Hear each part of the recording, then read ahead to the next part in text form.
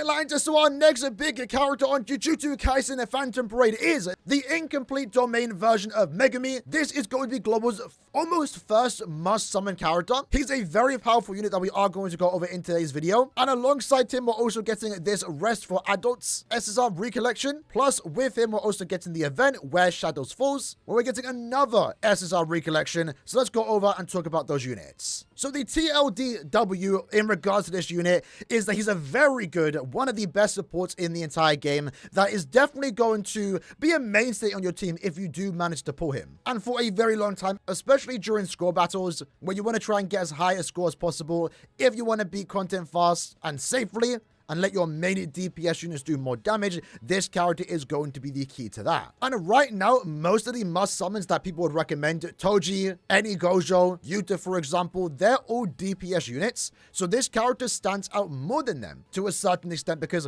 I mean, to be fair, he's also a decent DPS himself, but he just allows those already amazing characters to be even more amazing. And that's what's best about this unit, because if you actually have a look at what he actually has to offer here, one of his unique characteristics here is that at the start of each turn, if his curse energy is below 15 or just 15, he will actually fill some of his ultimate gauge, which is kind of cool. His first and also all other skills are going to have two different type of effects, and it really matters whether his domain is active because he is a domain unit. And for most people, pretty much everyone to be fair, this is going to be the first unit that has a domain that you can use. In this case, his first skill is going to be a physical attack. Let's actually have a look at level 10, 180%. Nothing super crazy. We'll talk about the second effect in a minute. His second skill is going to be AoE attack, which is pretty decent. And then his third skill is going to be a hybrid between physical and also curse technique, while also increasing the amount of physical damage that enemy will take by 20% for 3 turns. And one thing to consider here too is that all of his curse skills, they're relatively cheap. I mean 15 for his second skill and 25 for his third skill honestly isn't even that bad, and you will see that it can actually get lower because if you have a look at his ultimate here, it would deal pretty good damage against one enemy that you select, have a 100% chance to stun the enemy, and then also expand the domain for 4 turns. Now while this domain is active, multiple things are going to happen here. All enemies damage will be decreased by 35%. At the same time, all enemies will be receiving 45% more damage. That is absolutely insane. Really good survivability for your team, but a 45% damage buff permanent while this domain is active to all allies, even though it's just a single target attack, is absolutely amazing. He will also grant attack immunity to himself, so he will not die while this domain is active. He can't die, which is crazy. And then he will also decrease the cost for his skills, so he's able to get those better skills off even easier. Obviously, while the domain is active though, he will not be able to fill up his ultimate gauge, because that will be quite broken if he was able to stack his domain. A few things to keep in mind here though. Once the domain deactivates, he will lose all his curse energy, which to be fair kind of works out in his favor here because it will at least fill up some of his ultimate gauge. And if an enemy has a domain active, let's say Jogo for example, you can't overtake their domain with yours. So now that we established the effects of the domain, how does that affect the character's kit? Well, in this case, he's now doing almost double the damage on his normal skill, while also increasing the amount of damage that enemy can take by 99% for 3 turns. That is absolutely insane. If that wasn't enough, his second skill, which now only costs 10, will deal both physical and curse damage to all enemies. And again, we'll almost be doing double its damage here, just from the multipliers alone. But remember, he does actually debuff the enemy so you could do more damage. And then for his third skill, once more will deal physical and also curse damage to one enemy, significantly more damage in this case, while also increasing the amount of physical damage they do receive by 60% for 2 turns, and also stunning them again. So what you see here with this character is insane damage for himself, allowing your team to do insane damage, and having some really good support abilities, and also having some other good support abilities like letting your team take less damage, but most importantly, letting your team do more damage. We've seen with some of the best SRs in the game, Yaga and also Nanami, that supports are very important, especially for your main DPS character, right? DPS in this game is the end all be all. You want to clear content as fast as possible and want to do as much damage as possible too. So any character that allows your team to do more damage but also have nice utility effects is always going to be must have, and that's what this character is. He is, in my opinion, a character worth summoning for, but remember, if you don't already know, he is a standard unit. He will be added to the standard pool, which therefore makes him maybe worth skipping.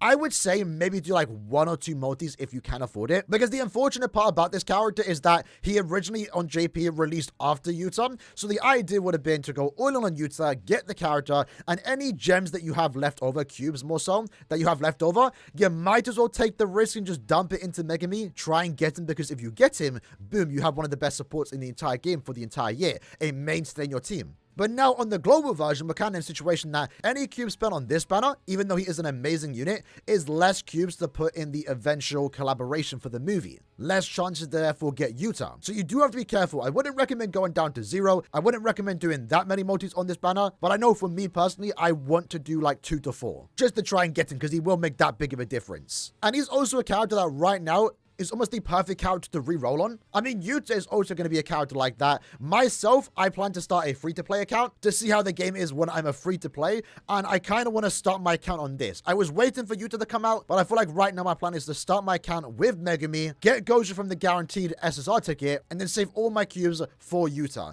So if you are someone that is maybe hasn't started the game just yet, or maybe hasn't gone too deep into an account, Megumi might be one of the best characters to start with, even if he is a standard character, because it's worth mentioning, right? Yes, you can get him from summon tickets in the future. You can get him from SSR tickets in the future. You can get him while summoning for future characters in the future. But unless global changes things, it's going to be quite some time before that does happen. I believe, to my knowledge, if we look at September, you can see it in September of 2024 on the Japanese version. So that was only like 2 months ago, 3 months ago on the Japanese version, did they update the standard pool to include these characters. So all these upcoming characters here, including Hollow Purple Gojo, yes, they are standard units, they aren't limited.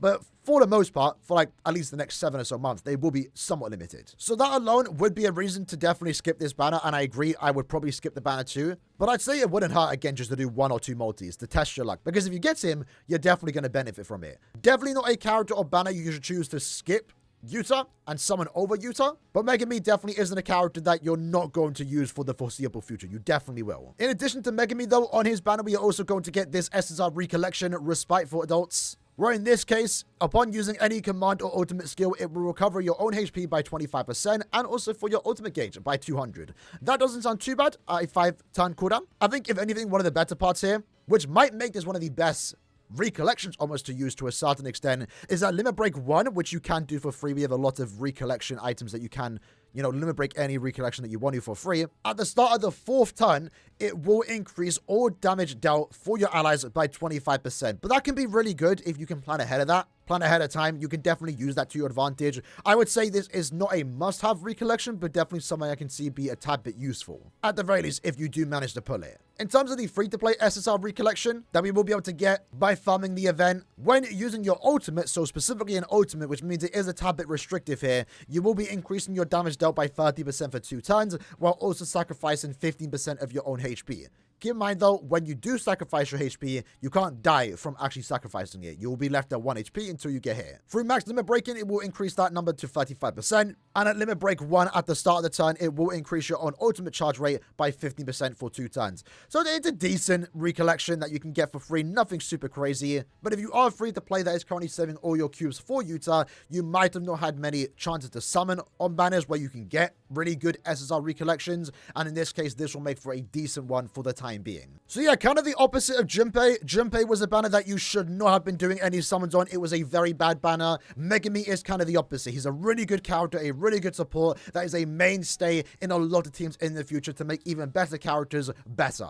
Unfortunately for us on global, he's coming before Utah, is less cubes spent on Utah, so do be careful summoning on this banner. A multi or 2 maybe wouldn't hurt you, but that ultimately comes down to you. But he is a really good character, and if you manage to get him super early, maybe through the 5 free tickets that you can get from the event, your account is definitely going to benefit from it. If you yet to start the game or have been thinking about re-rolling, this is the character that's almost worth re-rolling for. Because getting him this early and then saving all possible free-to-play cubes for Utah will allow you to make quite the overpowered account, I will be honest. Like I said, my free account that I plan to start on this banner right here tomorrow morning. Either way, hope you guys enjoyed the video. Be careful summoning, but let me know if you have any plans to summon on this banner. And I'll see you guys next time. Take care and peace.